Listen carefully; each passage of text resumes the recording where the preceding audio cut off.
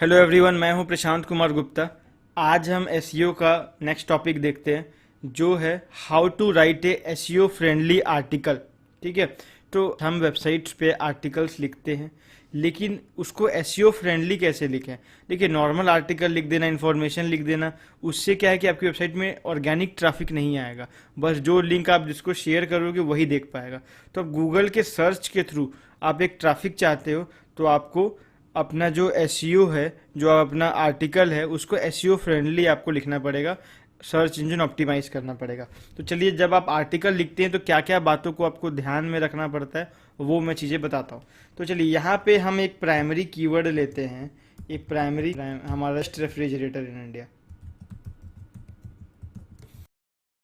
वो नाम मतलब वो वर्ड्स जिससे आपका जो यूज़र है आपके आर्टिकल को सर्च करेगा। ठीक है, तो कोई अगर गूगल में टाइप करता है बेस्ट रेफ्रिजरेटर इन इंडिया, तो आपकी जो आर्टिकल्स है वो कम से कम फर्स्ट पेज पे टॉप पोजीशन पे खुलनी चाहिए। तो उसके लिए आपको कैसा आर्टिकल लिखना है वो मैं बताता हूँ। तो बेस्ट रेफ्रिजरेटर इन इंडिया हमारा प्राइमरी कीवर्ड है।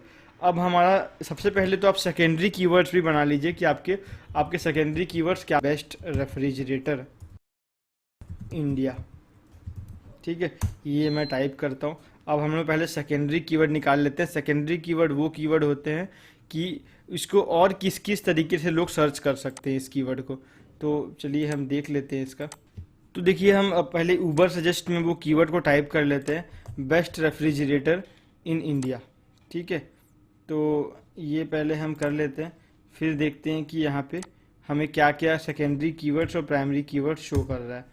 तो ये जैसे ही हम कीवर्ड टाइप कर लेते हैं तो हमें दिखाएगा कि कौन कौन से कीवर्ड इसके सेकेंडरी कीवर्ड्स हैं। ठीक है, तो ये कुछ वेरिफिकेशंस आते हैं, वो आपको करने पड़ते हैं इसमें। तो जब आप अपना कीवर्ड टाइप करेंगे बेस्ट रेफ्रिजरेटर इन इंडिया, तो ये आपको सर्च रिजल्ट ऊबर सजेस्ट में खुल के आएगा। ठीक है, आप उसके बाद क्या करना है, आपको कीवर्ड आइडियाज पे क्लिक करना है। तो कीवर्ड हमारा प्राइमरी कीवर्ड क्या है, बेस्ट रेफ्रिजरेटर इन इंडिया। अब इसको और किस किस नाम से सर्च किया जाता है हम वो भी देख लेते हैं। वो हम उसको 3 से 4 कीवर्ड और हम देख लेते हैं कि कौन कौन से इसको सेकेंडरी कीवर्ड बन सकते हैं। तो what is the best refrigerator in India, best brand for refrigerator in India, best brand in refrigerator in India, best refrigerator in India double door, और best model refrigerator in India. तो इतने सारे, कम से कम आप 3, मैक्सिमम आप 10, 3 से 10 primary keyword आप बना ले। तो चलिए, मैं इनको प्राइमरी की सेकेंडरी कीवर्ड्स भी हमने यहाँ पे आप नोट डाउन कर लीजिए।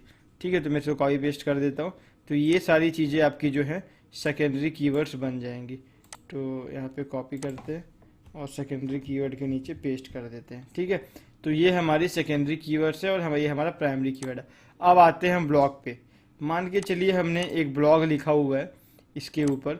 ठीक है, तो ये देखिए, ये हमने कंप्लीट एक ब्लॉग लिखा हुआ है। आपको क्या करना है, अब ब्लॉग में क्या क्या लिखना है वो आप पहले समझिए। तो देखिए, सबसे पहले तो आपको जो टाइटल है, ठीक है, एक टाइटल बनाना पड़ेगा जिसमें आपका प्राइमरी कीवर्ड हो। ठीक है, जैसे बेस्ट रेफ्रिजरेटर इन इंडिया, ये जो प्राइमरी कीवर्ड है उसमें एम्बेडिंग होनी चाहिए उसकी, वो इसी के कॉम्बिनेशन से एक टाइटल बनना चाहिए। जैसे मैंने एक टाइटल बनाया है यहाँ पे, 9 best refrigerator in India buyers guide and review. तो हमने एक टाइटल बना लिया, 9 बेस्ट रेफ्रिजरेटर इन इंडिया 2019। ये भी एक इंपॉर्टेंट चीज़ है, आप उसमें करंट ईयर मेंशन करें, इससे भी जो क्लिक करने का रेशियो है वो बढ़ता है। अब उसमें हमने एक एक्स्ट्रा चीज़ जोड़ दिया, बायर्स गाइड एंड रिव्यू। तो ये भी कुछ एक्स्ट्रा कीवर्ड्स हैं जो आप उनमें अपने टाइटल में जोड़ सकते हो, लेकिन ये बस ध्यान रखिए कि जो आपके प्राइमरी कीवर्ड है वो आपके टाइटल में आना चाहिए। ठीक है, अब और सेकेंड चीज़ है, आपने टाइटल बना लिया। अब आप वो क्या करना है, आपको इसको H1 टैग में लिखना है।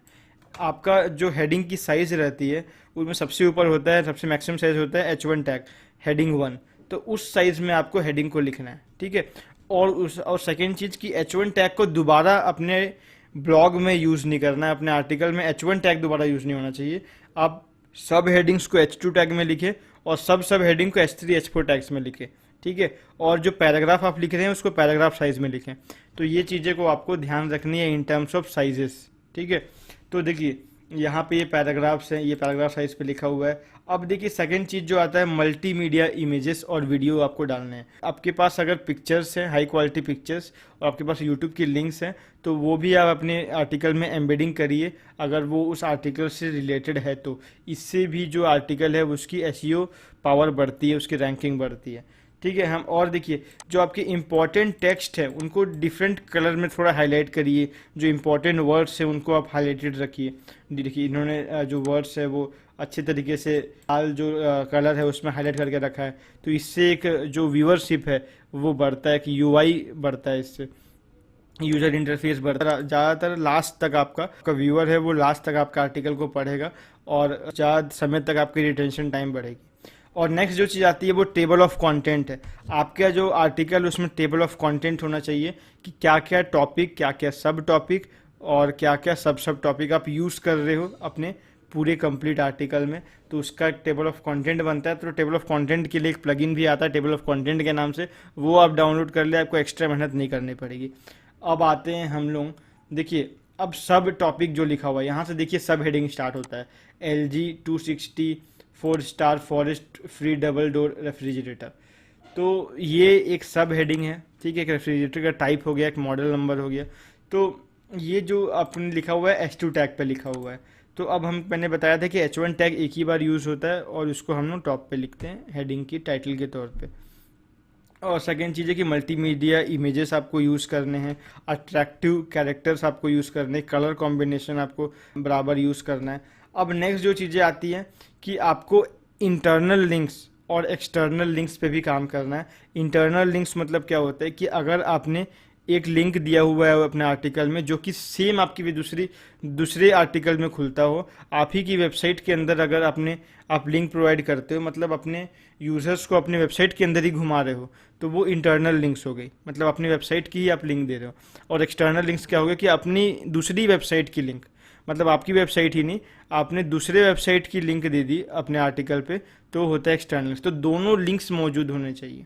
ठीक है, तो इंटरनल लिंक्स तो आप दो ही दो, मतलब अगर इससे रिलेटेड कोई आर्टिकल है, जैसे रेफ्रिजरेटर में आपने 3 आर्टिकल लिखे हुए हैं, तो नीचे में आप तीनों आर्टिकल को शो कर दें, ताकि अगर यूज़र एक आर्टिकल पे आया तो हो सकता है कि वो दूसरा आर्टिकल भी पढ़े, तो उससे भी जो है वो एसईओ पावर बढ़ती है। ठीक है, और एक्सटर्नल लिंक्स अगर कोई आपको अच्छा आर्टिकल लगता है दूसरों का, तो उसको भी आप दे सकते हैं, ताकि उसके लिए बैकलिंक मिल जाएगा, उसके बदले आप उससे बैकलिंक ले सकते हो।